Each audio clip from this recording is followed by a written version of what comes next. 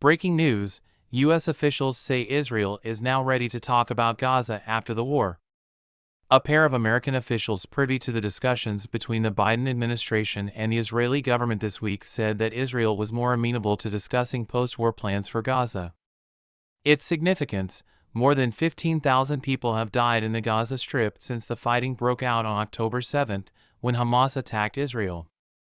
President Biden's team has been urging Israel to devise a strategy for the aftermath of the conflict in Gaza ever since.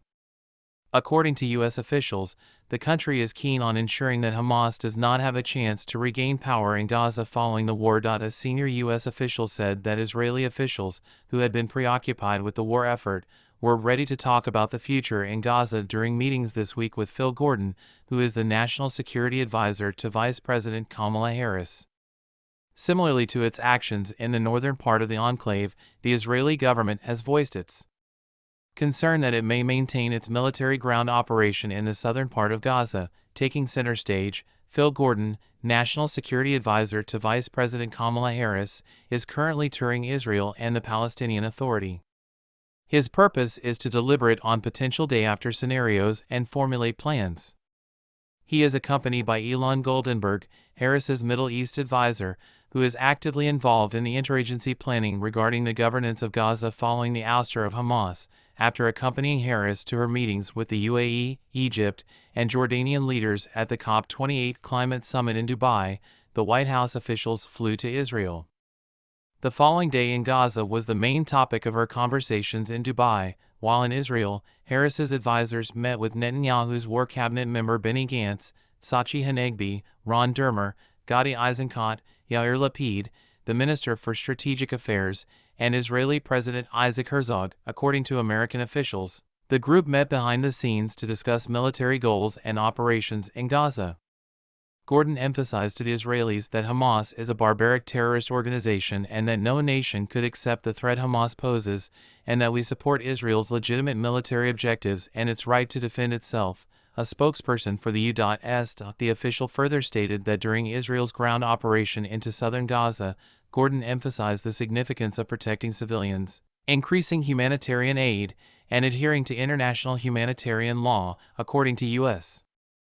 officials, Gordon informed the Israelis of Harris's discussions with Arab leaders in Dubai regarding the post-war reconstruction, security, and governance of Gaza, as well as what Harris had publicly outlined for the administration. Between the lines, senior U.S. officials have been visiting Israel weekly since the war began, and Gordon's visit is the most recent in that series.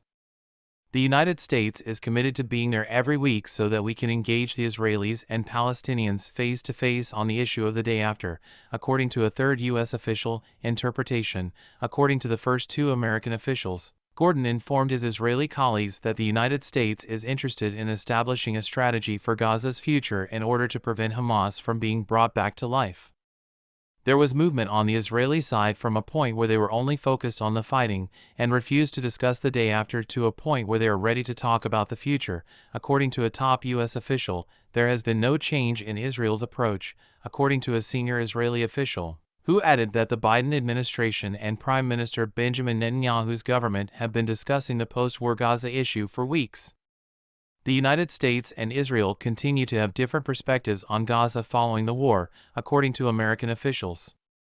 This is particularly true when it comes to the role that the Palestinian Authority will play. On Tuesday, Netanyahu rejected the idea of a future role for the Palestinian Authority, emphasizing that the Israeli Defense Forces, and not foreign forces, must oversee the demilitarization of post-war Gaza. Nobody thinks the Palestinian Authority in its current state could run Gaza and provide security, but nobody sees at the moment any alternative to a Palestinian leadership in Gaza after the war, according to a United States official. We think we need to strengthen the Palestinian Authority so that it could govern Gaza. In particular, the Biden administration is concerned that actions taken by Israel after the war, such as the withholding of a large portion of tax revenue intended for the PA, have diminished the authority's capacity to carry out its duties. According to President Biden, I've been working with a number of people in and out of government to figure what after Gaza, as he stated on Tuesday. In my opinion, a two-state solution is the sole viable option for both the Israelis and the Palestinians. The next step is for Gordon and Goldenberg to meet with high-ranking Palestinian Authority officials in Ramallah on Wednesday. "We have a lot of work to do to bring everybody on the same page, including the Palestinians," said a spokesperson. "It is not going to be easy.